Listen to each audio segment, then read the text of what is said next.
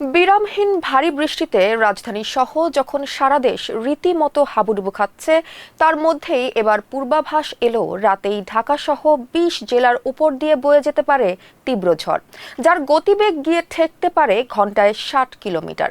রোববার অভ্যন্তরীণ নদী বন্দরগুলোর জন্য দেওয়া পূর্বাভাসে এ তথ্য জানানো হয়েছে।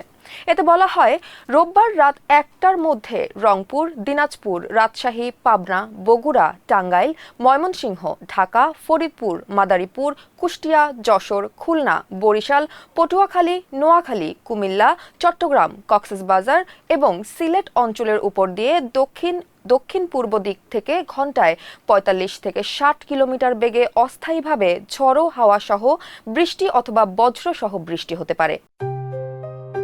JBS holdings limited. এদিকে বন্যা পূর্বাভাস ও সতর্কীকরণ কেন্দ্র জানিয়েছে, বর্তমানে ৩টি নদীর পানি ৪টি পয়েন্টে বিপদসীমার উপরে অবস্থান করছে। দক্ষিণ পূর্বাঞ্চলে পানি নেমে যাচ্ছে। এ প্রবণতা অব্যাহত থাকবে, তবে উত্তর পূর্বাঞ্চলে বন্যা পরিস্থিতি তৈরি হতে পারে।